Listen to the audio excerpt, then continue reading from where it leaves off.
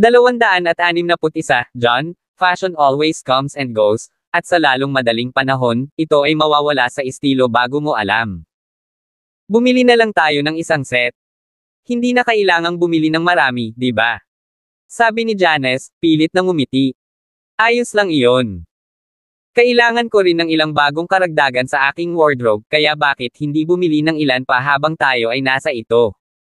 Walang ganang sabi ni John. Pero, napatigil si Janice dito. Gusto niyang baguhin ang isip ni John, pero bago pa man siya makapagsalita, sumingit si Elian, no buts. Miss, pwede mo ba akong tulungang ipack ang mga ito at ilagay sa tab ko? Opo, Ginoo. Tuwang-tuwa ang tindera dito. Ito ang unang pagkakataon na makatagpo ng isang customer na kasing jeans nito.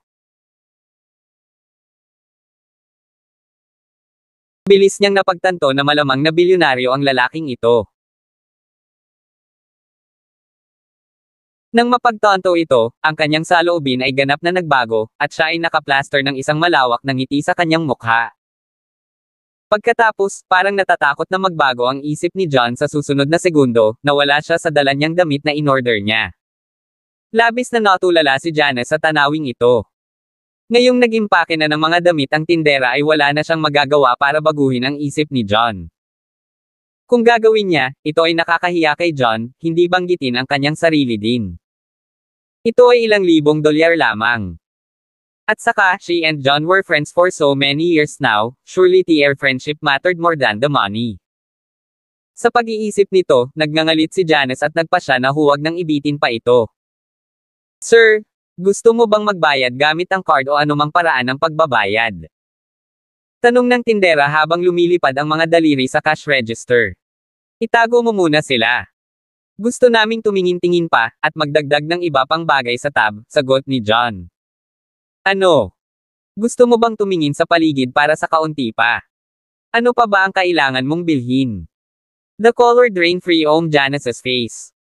Nahihirapan na siyang tanggapin ang perang ginastos ni John sa loob ng ilang minuto, at hindi na siya makakaligtas sa kanyang wallet sa mga susunod na hit.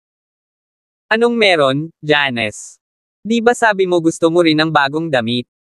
Tapos na ako sa pamimili ngayon, pero wala ka pa, kaya syempre, bibilhan din kita. Medyo naguluhan si John sa reaksyon ni Janice N. Oh! Namula ang mukha ni Janice nang mapagtanto niyang mali ang pagkakaintindi niya sa intensyon nito. Halika na. Tingnan natin ang paligid ng women's department kung may nakakapansin sa iyo, John. Hindi. Hindi na kailangan.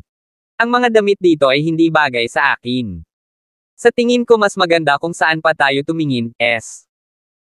Dinala niya siya sa mamahaling tindahang ito, na nagbabalak na bilhan siya ng magandang suit para mabayaran siya sa kanyang tulong. Gayunpaman, si Janice mismo ay palaging isang matinong dresser at bihirang mag-splurge sa mamahaling damit, kaya nabigla siya sa kanyang buhay. Paano mo malalaman kung hindi mo pa tinitingnan? Lalong naguluhan si John dito. Tama siya. Miss, bakit hindi kita dalhin sa departamento ng kababaihan, at maaari mong subukan ang ilang mga item? Kung hindi, siya, na napagtanto na malamang na isang bilyonaryo si John, ay hindi nais na mawala ang kliyenteng ito ng ganoon lang. Kung siya ay suwat bumili ng ilang mga item, ito ay daragdag ng malaki sa kanyang komisyon. 262, pero walang maisip na dahilan si Janice para tanggapin ang alok ng sales girl. Halika na. Tingnan natin. Hinawakan ni John ang kamay niya at kinaladkad papunta sa women's department. Nang makitang wala na siyang balak na makaalis dito, napabuntong hininga si Janice at nagpaubaya. Pagkatapos ng lahat, siya ay narito na. Hindi masasaktan ng sino man na subukan ang ilang piraso. Kahit na lumabas ang mga ito sa kanyang budget, maaari niyang piliin na huwag bilhin ang mga ito. Pumasok si Janice sa women's department na may ganitong kaisipan. Miss, itong mga palda at damit na ito ang mga pinakabagong dagdag sa aming tindahan. Sigurado ako na ang eleganteng disenyo ay magiging kahanga-hanga sa iyo, kaya huwag mag-atubiling subukan ang ilan sa mga ito, bulalas ng tindera, at itinuro ang hilera ng makintab na mga damit sa kanyang harapan. Medyo nag-alinlangan si Janice. Kahit alam niyang hindi magiging mura ang mga damit na ito at malamang na hindi kakayanin ng kanyang wallet ang presyo, babae pa rin ang puso niya at gustong subukan ang mga magagandang pirasong ito. Maaari ka bang kumuha ng ilang sikat para tingnan namin? Tanong ni John. Of course, sir. Ngumisi ang tindera habang pumipili ng ilang piraso. Janice, sa tingin ko magiging maganda ang mga ito sa iyo. Bakit hindi mo ilagay ang mga ito para sa laki? Nakangiting sabi ni John. Sige. Medyo nag-alinlangan si Janice, ngunit patuloy niyang sinasabi sa sarili na hindi masasaktan ang sinumang subukan ang silot his. Kaya naman, pumasok siya sa fitting room. Makalipas ang ilang minuto, nagpakita ulit siya, nakasuot ng iba pang damit na pinili ng sales girl para sa kanya. Ang sales girl ay nagtatrabaho sa industriyang ito ng ilang panahon at sa makatuwid, ay may magandang mata sa fashion. Ang lahat ng mga pieces na pinili niya ay magandang tugma para sa frame ni Janice at ganap na umakma sa kanya. Miss, ang ganda-ganda mo kaya lahat ng bagay ay kahanga-hanga sa iyo. Hindi napigilan ng tindera na mapabulala si G.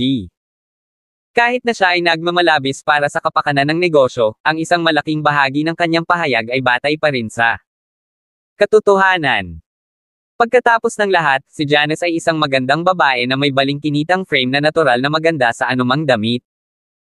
Dahil dito, hindi siya nagmukhang supermodel sa mga mamahaling damit na ito. Ganoon ba? Lumiwanag ang mukha ni Janice sa tuwa. Tulad ng iba, siya ay isang sipsip para sa mga papuri. Siyempre. Kung hindi ka naniniwala, tanungin mo ang boyfriend mo, nakangiting sabi ng tindera. Boyfriend. Nawala agad sa masayang ulirat si Janice at namula. Oh, siya ang college ate ko, hindi ko boyfriend. Oh. I'm sorry. I must have misunderstood, paumanhin ng sales girl habang sinulyapan si Janice ng isang makahulugang sulyap. Masasabi niyang close sina John at Janice, at kahit itanggi ni Janice na boyfriend niya ito, magagawa niya. Gumawa ng isang malakas na hula na siya ay isa sa kanyang mga admirer. Bukod pa rito, sa paghusga sa kung gaano kabukas palad kumilos si John, hindi magtatagal hanggang sa siya ay manalo. Namula si Janice ng mas malalim na kulay ng escarlata. Alam niyang malamang na hindi siya pinaniwalaan ng tindera. Hindi niya alam kung paano siya kumbansihin kung hindi man. Nang makita ito, mabilis na nagsalita si John. Janice, tama ang sales girl. Napakaganda mo sa mga damit na ito. Nakiliti si Janice na kulay pink nang marinig ang papuri ni John, ngunit mabilis siyang nagtampo nang maalala ang numero. Kahit na ang pinakamura sa mga damit na ito ay bawasan ng humigit kumulang $800, at ang ilan sa mga ito ay may 5 figure na tag ng presyo. 263 ito ay malayo sa kanyang budget. Sa tingin ko hindi naman ganoon ka-espesyal. Hindi bale na. Let's go check out some other store. Ibinalik ni Janice ang mga damit sa sales girl pagkatapos magpalit ng mga ito. Nawala ang ngiti sa mukha ng sales girl habang ang disappointment ay bumalot sa kanyang puso. Inaasahan niya na ang ilan sa mga bagay ay makakakuha ng pansin ni Janice, ngunit sa pangalawang pag-iisip, si Janice ay isang napakagandang babae, at hindi nakakagulat kung si Janice ay mas mapili pagdating sa fashion. Sa pag-iisip na ito, lumiwanag ang mukha ng sales girl nang may pumasok na ideya sa kanyang isipan. Lumapit siya sa isang rack ng damit sa kabilang panig ng silid at sinabing, Miss, may magandang damit dito sa tindahan. Ito ang brainchild ng isa sa pinakasikat na fashion designer sa bansang ito. Ang kalidad nito ay hindi matatawaran pagdating sa tela o disenyo, at isa ito sa pinakamagandang bagay na ipinapakita namin sa tindahang ito. Lumingon sina John at Janice upang sumulyap sa kanyang direksyon at magkaharaang isang maiikling damit na may tassel na gilid at pearl shoulder strap. Ang mga perlas na napakaganda ay nasilaw sa ilalim ng liwanag ng tindahan na parang sinusunyasan si Janice na subukan ang mga ito. Ang ganda ng damit. Hindi napigilan ni Janice na mapasigaw. Miss, hayaan mo ang kaibigan kong subukan ang damit na ito, sabi ni John. Karaniwang hindi pinapayagan ng tindahan ang mga tao na subukan ang gayong kaaya-ayang damit, ngunit kung isa sa alang-alang na si John ay isang mapagbigay na customer, nag-alinlangan lang ito bago nagpa siya ang sales girl na sumunod sa kanyang hiling. Ayos lang iyon, John. Umiling si Janice. Masasabi niya na ang damit na ito ay isa sa pinakamaganda sa tindahan, at imposibleng mabili niya ito. Hindi naman masama kung subukan ito, hindi ba? Nakangiting sagot ni John. Well, nahirapan si Janice na tanggihan ito. Hindi niya sinubukan ang gayong magandang damit bago, at siya ay curious kung paano siya titingin dito. Bukod dito, ang magagandang damit na tulad nito ay halos hindi mapaglabanan ng sinumang babae, at sa wakas, hindi na niya ito matiis at nagpasya na kunin ang damit mula sa tindera. Makalipas ang ilang sandali, lumabas siya sa fitting room na nakasuot ng damit. Ang kanyang buong pagkatao ay tila nagningning ng biyaya at alindog. Para bang ang damit na ito ay pinasadya para lamang sa kanya, na gumagapang sa kanyang mga kurbong ngunit hindi nagpapakita ng kahit ano. Ang kulay ay umayon sa kulay ng kanyang balat at mga tampok na napakaganda na para bang siya ay pumurode sa ilalim ng mga ilaw. You look stunning. Napabuntong hininga si John. Kahit maganda si Janice, nanginginig pa rin siya pagdating sa grace at confidence, lalo na sa tabi ni Stacy o Cynthia.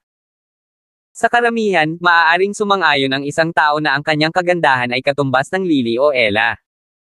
Gayunpaman, ang damit na ito ay tila nagpapataas sa lahat ng kanyang mga ari-arian. Ang gandang babae. Ang ilan sa mga customer sa tindahan ay tumigil sa kanilang mga truck upang humanga sa kanya. Ang mga mata ng mga lalaki ay nagniningning sa pananibik at pagsamba, samantalang ang mga babae ay namumula sa inggit. Ganoon ba kaganda sa akin, John? Malalaman ni Janice sa reaksyon ng lahat na malayong ang damit na ito. Oo. Ang damit na ito ay ginawa para sa iyo. Bilhin natin. Tumango si John. Ano? Napabuntong hininga si Janice sa takot.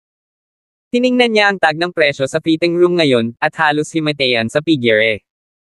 Ang damit na ito ay halos $10,000.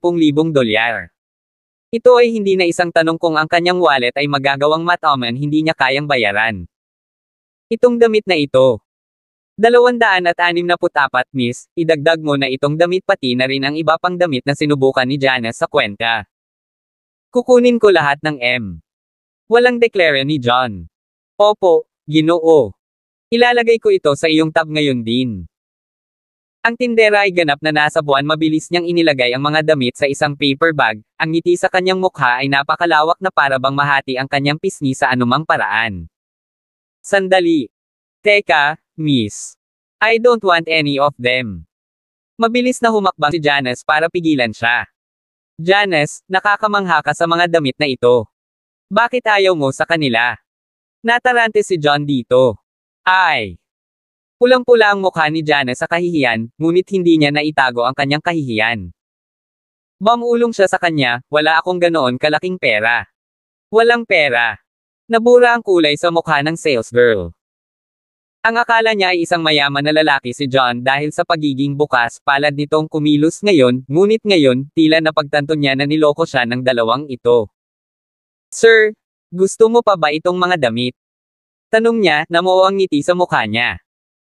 Bilang isang well-trained na sales attendant sa isang high-end na tindahan ng fashion, gaano man siya galit, hindi siya mawawala ng galit sa sinuman sa kanyang mga customer. Siyempre ginagawa namin. Walang pagdadalawang isip na sagot ni John. Nabaliw ka na ba, John? Ang mga damit na ito ay kulang ng $10,000 sa kabuuan, hindi ko kayang bilhin ang mga ito sa lahat, na wala ang pagiging cool ni Janice. Hindi niya maintindihan kung bakit sinubukan pa rin ni John na magpakita ng palabas sa puntong ito. Huwag kang mag-alala. Kayang-kaya ko. Miss, babayaran ko gamit ang card. Nakangiting sabi ni John habang inaabot ang kanyang bank card sa tindera. Lumiwanag sa tuwa ang mukha ng salesgirl nang makilala niya ang credit card ng River City Bank. Ang katotohanang taglay ni John ang card na ito ay nagpatunay na siya ay may katangi tanging mayamang background, kaya madali niyang kayang bayaran ang bill. Bagamat hindi pa rin niya maintindihan kung bakit kakaiba ang kinikilos ni Janice, minabuti ng salesgirl na hindi ito pinansin at sa halip ay kinuha sa kanya ang card. Natigilan si Janice habang pinagmamasdan si John na nag-swipe ng card. John, ang mga damit na ito ay walang $10,000. Saan? Saan mo nakuha ang lahat ng perang ito? Pamilyar siya sa background ni John. Siya ay isang ulila mula noong ipinanganak, at hindi nagtagal, siya ay dumaan sa isang diborsyo at pinalayas sa bahay ng kanyang dating asawa na wala sa kanyang pangalan. Naisip niya na malamang ay may ilang libong dolyar si John, ngunit hindi kailanman sa kanyang pinakamamahal na doktor. Ito ay hindi ka panipaniwala. Ako, nasangkot ako sa pagsusugal na bato kanina at nagawa kong kumita ng kaunting pera mula rito, John. Sa wakas ay sumagot pagkatapos ng ilang pag-aatubili. Ayaw niyang magpaliwanag ng sobra kay Janice, considering that it involved too many technicalities, kaya siya. Ano ang stone gambling? Blankong tanong ni Janice. Siya ay hindi kailanman nasangkot sa anumang kaugnay na mga industriya bago, kaya hindi nakakagulat na siya ay N. Well, it involves a lot of luck. Ito ay tulad ng pagbili ng isang ticket sa lottery.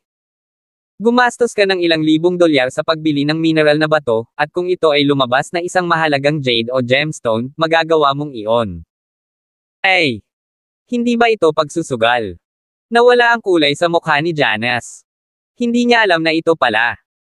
Hindi siya sigurado kung ito ay isang lehitimong karera at naisip na nasangkot si John sa isang bagay na labag sa batas. John, delikado ang pagsusugal. Pakinggan mo ako. Hindi mo na dapat subukang muli ang ganitong bagay. 265 bakas sa mukha ni Janice ang pag-aalala, umaasang tatanggapin ni John ang payo niya at matanggal ito bago maging huli ang lahat. Hindi alam ni John kung ano ang magiging reaksyon dito. Masasabi niyang hindi naintindihan ni Janice ang uri ng kanyang trabaho, ngunit alam niyang sinubukan lang nitong tumulong kaya hindi niya sinubukang labanan siya. Sige, pangako hindi ko na uulitin, nakangiting sabi niya. Ang tanging dahilan kung bakit siya pumasok sa negosyo ay dahil sinubukan niyang itatag ang Energy Convergence Circle, at alam niya na ang industriyang ito ay hindi kung ano ang tila sa labas. Kung makikisali pa siya at matuklasan ng ibang tao na naramdaman niya ang espiritual na enerhiya ng mga bato, ang mga kahihinatnen ay magiging dire. Kung nangyari iyon, hindi man lang niya magagarantiya ang kanyang kaligtasan. Sa makatuwid, iyon ang una at huling pagkakataon na sinubukan niyang sumugal sa mga gemstones, at hindi niya kailanman inaasam na ang negosyong ito ay magdadala sa kanya ng kayamanan. Mabuti yan. Nakahinga naman ng maluwag si Janice sa narinig. Gayunman, pagkalipas ng ilang segundo, tila naalala niya ang ilang bagay at idinagdag, kahit na kumita ka ng kaunti, John, dapat mong gastusin ito sa isang bagay na magdadala ng mas malaking kita, tulad ng kotse o bahay. Isinasaalang-alang na wala kang alinman sa mga iyon, malamang nakakailanganin mo ang pera ng mas maaga kaysa sa iyong iniisip. Hindi mo dapat ginagastos ito sa mga material na bagay tulad ng mga damit. Huwag kang mag-alala. Lagi naman akong makakakuha ng pera, kaya huwag kang mag-alala sa akin, paniniguro ni John sa kanya. Ngayong nangako na si Stacy na ibibigay sa kanya ang 10% ng taunang bonus ng kumpanya, madali na siyang makakakuha ng 4 o 5 milyong dolyar sa kanyang bulsa bawat taon. Sa makatuwid, ang ilang libong dolyar na gagastusin niya sa pananamit sa araw na iyon ay hindi gaanong mahalaga. Paano mo nasasabi yan? Hindi ka naman galing sa isang mayamang background, at nakakatakot para sa iyo na gumastos ng ilang libong dolyar ng ganito. Bakit hindi mo itago ang mga damit para sa iyong sarili, habang ibinabalik ko ang akin? Ayokong gumastos ka ng ganito kalaki sa akin. Iensive na sabi ni Janice. Hindi niya alam kung magkano ang kinita ni John sa huling trade niya. Akala niya ay kumita siya ng ilang daang libong dolyar, ngunit lingid sa kanyang kaalaman, nag-uwi si John ng 14 milyong dolyar noong araw na iyon. Kaibigan niya si John at, dahil alam niyang wala siyang plano para sa kanyang kinabukasan, gusto niyang turuan siya ng leksyon tungkol sa pagiging matalino sa pera. Gayunpaman, sigurado si John na hindi siya kikilos ng ganito kung malalaman niya ang katotohanan. Nang makitang susugod na siya sa counter para pigilan ang tindera, mabilis na hinawakan ni John ang braso niya at nagprotesta, "Makinig ka sa akin, Janice. Palagi akong nagpapasalamat sa iyo sa pag-aalaga sa akin habang tayo ay magkasama sa kolehiyo, at saka, magkaibigan tayo. Ang mga damit na ito ay isang pasasalamat lamang na regalo mula sa akin, at talagang inaasahan kong tatanggapin mo ang mga ito. Madidismaya ako kung hindi ka." Pero masyadong mahal ang mga damit na ito, hindi ko madadala, umiling si Janice, ngunit siniko siya ni John Int bago niya natapos ang kanyang pangungusap, wala nang mas mahalaga sa akin kaysa sa ating pagkakaibigan. Sinasabi bang hindi mo ako inisip na kaibigan, tulad ni Dominic at iba pa? Ano bang pinagsasabi mo? Palagi kitang tinuring na kaibigan. Inis na sabi ni Janice. Well, naayos na. Tara na. Kinaladkad siya ni John palabas ng tindahan nang hindi man lang hinintay ang sagot niya. Salamat, John. Napabuntong hininga na sabi niya pagkalabas nila ng tindahan. Alam niyang hindi nagmula si John sa isang mayamang pamilya at hindi niya intensyon na tumanggap ng ganoon kabigat na regalo mula sa kanya. Magkaibigan tayo. Hindi mo kailangang maging magalang sa akin. Bukod dito, walang garantiya tungkol sa hinaharap. Huwag kang mag-alala. Kung may kailangan ka, lagi akong tutulong. Kahit na ang ibig sabihin nito ay kailangan kitang pakainin at bihisan.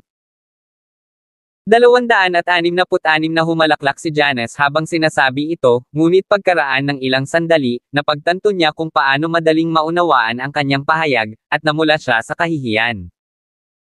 Hindi ito masyadong sineryoso ni John at sa halip ay itinuro niya ang isang cosmetic store na di kalayuan sa OM. Sila. Hindi ba gusto mo rin bumili ng pampaganda, Janice? Mukhang maganda ang tindahan na iyon, bakit hindi tayo pumunta? Tingnan mo. Sige. Pumayag naman si Janice at sabay silang humakbang. Isa itong chain cosmetic store na pangunahing nagbebenta ng mga mid at high-end na makeup na produkto, kabilang ang mga kilalang internasyonal na brand na nagtatampok ng mga produkto ng pangangalaga sa balat, pabango, at mga produktong kosmetiko.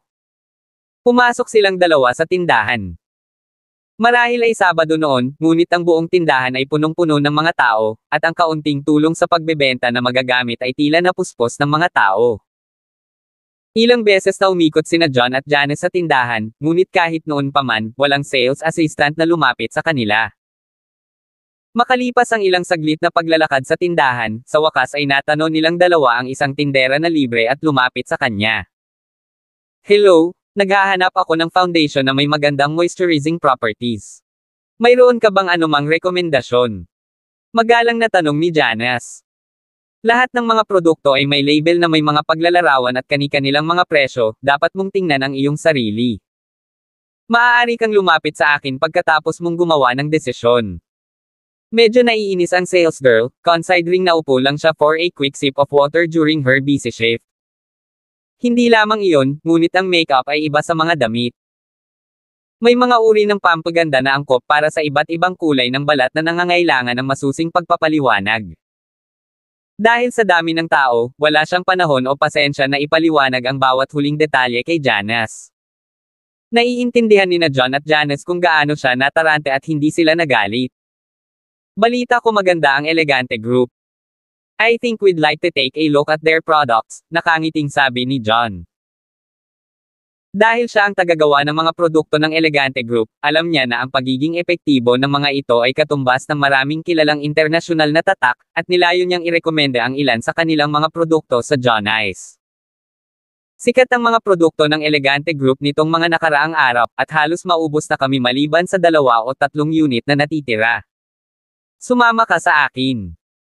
Bagamat medyo nakaramdam ng inis, dinala pa rin ng sales girl si John at Janice sa isang display rack na may 3 set ng mga produkto ng Elegante Group. Ang bawat set ay nagkakahalaga ng $1,700. Nagbabayad ka ba gamit ang card? Matipid na tanong ng tindera. Ano? 1,700. Bakit ang mahal? Nalaglag ang panga ni John. Parang hindi naman masyadong mahal yun.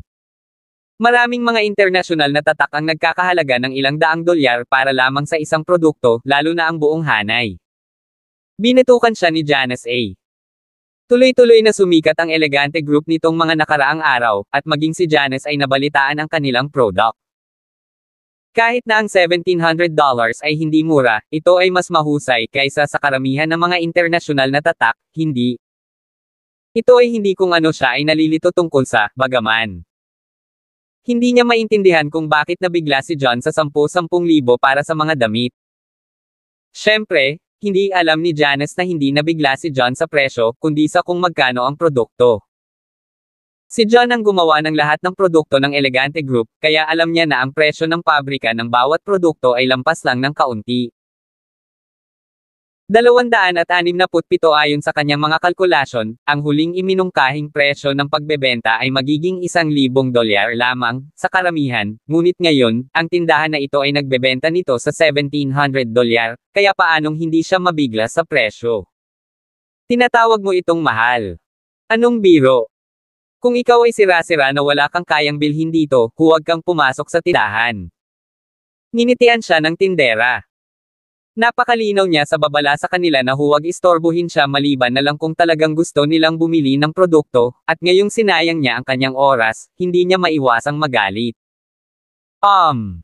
Medyo natarante si John dito. Mayroon pa ring humigit kumulang $10 milyong sa kanyang bank account, at ang totoo, ang ilang libong dolyar ay hindi gaanong mahalaga sa kanya. Siya ay medyo nabigla sa pagkakaiba sa pagitan ng pabrika at panghuling presyo ng pagbebenta, at tila hindi maisip kung ano ang nangyari. Pagkatapos ng lahat, ibinente ng Elegante Group ang bawat set sa Week Group sa halagang $400 bawat isa, at ang tanging paliwanag para sa napakalaking presyo na ito na Week Group ay tumaas ang profit margin. Kung ito ay totoo, ang Week Group ay pagiging gaaman ng hindi nasusukat. Mahal, ang mga produkto ng Elegante Group ay umuusad sa ating lungsod nitong mga nakaraang araw. Maaari mo bang bilhan ako ng kanilang mga produkto upang subukan? Oo naman aking mahal. Ano mang nais mo? Biglang pumasok sa tindahan ang isang batang mag-asawa. Miss, gusto namin ng isang set ng mga skincare products ng Elegante Group, sabi ng lalaki sa sales girl. $1,700 bawat set. Gusto mo bang magbayad gamit ang card o iba pa? Robotic alay ang sagot ng sales girl. Ano? 1,700. Nabigla ang dalaga sa narinig na baka sa mukha niya ang hindi pagsang-ayon. Nasa ibang shopping complex ako kasama ang aking matalik na kaibigan noong isang araw, at ang bawat set ay nagkakahalaga lamang ng higit sa $900, ngunit ibinebenta mo ito sa 1,700. Daylight robbery iyon. Hindi natuwa ang lalaki, nakakaswipe pa lang ng kanyang card, nang marinig ito. Hoy, ayos ang kung gusto mong ibenta ito ng ilang daang dolyar na mas mataas, ngunit ito ay halos doble sa presyo, iyon ay kabangas. Sa wakas ay hindi na ito napigilan ng tindera, na nagalit na sa pagsabog ni John. She snapped, bueno, kung hindi mo kaya, umalis ka rito at maghanap ng ibang lugar na kaya mo. Nakapunta na kami sa ibang lugar, sold out na lahat. Kung hindi dahil ikaw lang ang nag-iisang tindahan sa bayan na nag-iimbak nito, hindi rin tayo pupunta dito. Nairita ang dalaga dito. Palagi siyang naaabala sa kanyang mga pekes, at ilang araw na ang nakalipas, nabalitaan niya sa kanyang kaibigan na ang Elegante Group ay nagbebenta ng isang produkto na nakakapagpapahina ng mga pekes, at nasasabik siyang subukan ito. Bueno, kunin mo o iwan mo. Ang mga produkto ng Elegante Group ay nauuso kamakailan, at ito ay nabente sa lahat ng dako, kaya naman ang presyo ay namarkahan ng napakataas. 3 set na lang ang natitira. Nagkakahalaga ito ng 1,700, kunin mo o iwanan mo. Angal ng tindera. Ikaw, parehong nagngangalit ang mag-asawa, ngunit alam nilang wala na silang magagawa. Well, ako na. Mabilis na pinagsama ni John ang 2 at 2. Dahil ibinente ito ng ibang mga lugar sa halagang $900, nangangahulugan ito na hindi masyadong minarkahan ng Week Group ang presyo. Sa halip, malamang nakasalanan ng partikular na tindahang ito. Napagtanto nila kung gaano in demand ang mga produkto at daylight robbery iyon. Tama, kunin mo o iwan mo na. Biglang may tumawa sa likuran nila. 268 lumapit sa kanila sina Brody at Evelyn, nakapulupot ang mga braso nito sa baywang niya. Ang tagal na mula nang makita ni John si Evelyn, at sa unang tingin, masasabi niyang tumaba ito. Kahit na nakasuot siya ng maluwag na damit sa pagtatangkang itago ang kanyang figure, hindi maitatanggi ng isa ang katotohanan na siya ay buntis ng husto. Ginoo Sullivan, hindi ko alam na darating ka. Ang ugali ng sales girl ay ganap na nagbago sa sandaling siya ay kanya. Narito ako para sa isang sorpresang inspection. Maangas at mayabang pa rin ang ekspresyon ni Brody. Ang department store na ito ay pag-aari ng Sullivan Enterprises, at lahat ng sangay sa Palanan City ay nasa ilalim ng kanyang pangangasiwa dahil siya ang manager na nangangasiwa sa kanilang mga operasyon. Ano ang nangyayari? Anong nangyari dito? Tanong niya. Ginoo Sullivan, ang mga taong ito ay gustong bumili ng mga produkto ng skincare mula sa Elegante Group ngunit nagrereklamo pa sa mga presyo nito. They were cause a scene? Sabi ng sales girl, na nakaturo kay John at sa iba na may naiinis na tingin. Sino ang nangahas na gumawa ng kaguluhan sa aking relo? Nakangusong sabi ni Brody habang nakatingin sa direksyon na itinuro ng sales girl at nakaharap si Janice. Ang malarosas na labi ni Janice at ang kaaya-ayang mga katangian ay naging dahilan kung bakit siya madaling makita mula sa karamihan, at ang maikli at tasseled na damit na suot niya ay perpektong yamakap sa kanyang kurba. Ang kanyang mahaba, balingkinitan ng mga binti, na natatakpan ng manipis na medyas, ay nauwi sa isang pares kape kulay na open-toe sandals na nagmumula sa parehong gilas at isang pahiwatig ng kaseksihan. Ang kanyang magandang hitsura ay madaling nahatak sa puso ng ibang tao, at hindi nakakagulat na napansin siya ni Brody sa unang tingin at hindi niya maalis ang kanyang mga mata. Napakagandang babae. Isang kislap ng pagnanasa ang sumilay sa mga mata ni Brody. Bilang tagapagmana ng Sullivan Enterprises, lumaki siya sa kayamanan at kapangyarihan, at sa makatuwid ay nagkaroon ng kanyang makatarungang bahagi ng karanasan sa mga kabataan at magagandang babae. Sa kabila noon, ito ang unang pagkakataon na naging malapit siya sa napakagandang lalaki gaya ni Janice. Kahit na si Evelyn ay hindi masyadong magulo sa kanyang sarili, siya ay nanghina ng husto sa tabi ni Janice. Tama na. Hindi komportable si Janice sa mga mata ni Brody. Hindi lamang hindi pinansin ni Brody ang kanyang babala, ngunit ang iritasyon sa kanyang mukha ay pumukaw ng isa pang antas ng tukso sa loob niya. Kahit na hindi niya alam kung ang napakarilag na babaeng ito ay pag-aari ng sinuman, handa siyang magbayad ng kaunting dagdag para makuha ang kanyang mga kamay sa kanya. Habang iniisip ito, sumulyap si Brody sa lalaking nakatayo sa tabi ni Janice at natigilan ito ng mapagtantong walang iba kundi si John. Hindi ako makapaniwala na ikaw iyon, John Walker. Ang huling beses na nakita niya si John ay nasa flea market nang bugbugin siya ni John kaya nabali ang kanyang binti. Kaka-recover lang niya sa mga sugat niya kanina pa, at hanggang ngayon, medyo malote pa rin siya sa paglalakad. Dahil dito, mas lumalim pa kaysa dati ang galit niya kay John. Nagkataon lang, Brody Sullivan, malamig na sabi ni John. Kahit na naka-move on na siya sa pagtataksil ni Evelyn at tinanggap na niya ang katotohanang hindi na sila magkasalo. Ninakaw ng lalaking ito ang kanyang asawa, kaya paano siya magpatawad at makalimot ng ganoon kadali? Sino yan, John? Kilala mo ba siya? Nagulat si Janice nang matuklasan na hindi lang sina John at Brody. 269, ito ang aking dating asawa at ang bastos na kanyang sinipungan. Mahinahong sagot ni John na walang kahit isang pahiwatig ng galit o emosyong pumupukaw sa loob niya. Oh! Natigilan si Janice dito. Nabalitaan niya ang magulo na hiwalayan nina Evelyn at John, at hindi niya maiwasang makaramdam ng disgusto sa pagmamoltrato ni John. Kahit mahiyain at introvert na tao, hindi pa rin niya maiwasang makaramdam ng galit sa Beowulf ni John at agad na napalitan ng galit ang ekspresyon ng mukha nito. John, hindi ko akalain na makakahanap ka ng ibang babae ng ganito kaga pagkatapos ng hiwalayan natin.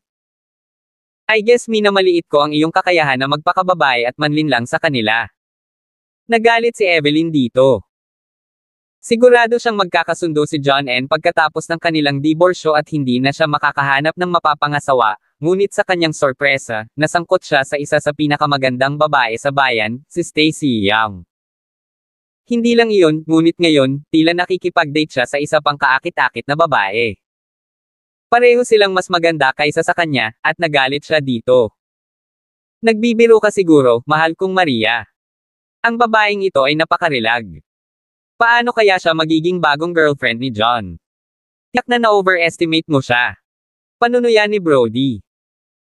Mas maganda pa si Janice kaysa sa ilan sa mga celebrity sa big screen, at tiyak, marami siyang mga admirer na mapagpipilian, kaya paano siya makakapili ng magandang para sa walang katulad ni John kaysa sa kanila?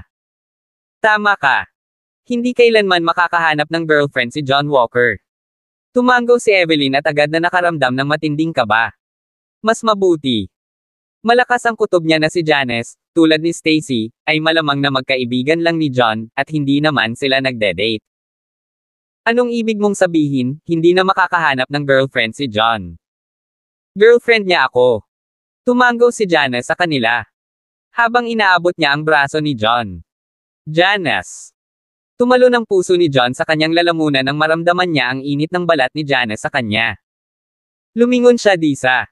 Tumitig sa kanya nang hindi makapaniwala. Nang makita niyang palihim na komendat sa kanya si Janice ay alam na niya agad ang sinubukan nitong gawin. Salamat, mabait na binibini, dahil iniwan mo si John para sa iba. Kung hindi, hindi ako makakahanap ng ganito kaguwapo, maalalahan ng lalaki na tulad niya. Sabi niya kay Evelyn. Dahil doon, marahang inihigapan niya ang kanyang ulo sa balikat ni John. Ito. Imposible. Kapwa nagngangalit sina Evelyn at Brody. Since inamin ni Janice na girlfriend siya ni John, there was no way this could be fake. Sa palagay ni Evelyn, hindi siya tututol kung makakahanap si John ng bago, katamtamang hitsura na kasintahan na madali niyang maiparada, ngunit ang problema, mas maganda si Janice. Parang may sumampal sa mukha niya. Si Brody naman ay hindi gamaan ang pakiramdam. Kumpiyansa siya na mas magaling siya kay John sa bawat departamento, pero ngayon, mas maganda pa ang bagong girlfriend ni John kaysa sa asawa niya. Maaari lamang isipin ng isa ang kanyang katakutin. Hindi lang iyon, ngunit sa isang segundo, hindi niya maiwasang makaramdam ng pagkasuklam sa asawa. Huwag mo silang pansinin, Janice. Tara na. Forget what they doing, keep on doing.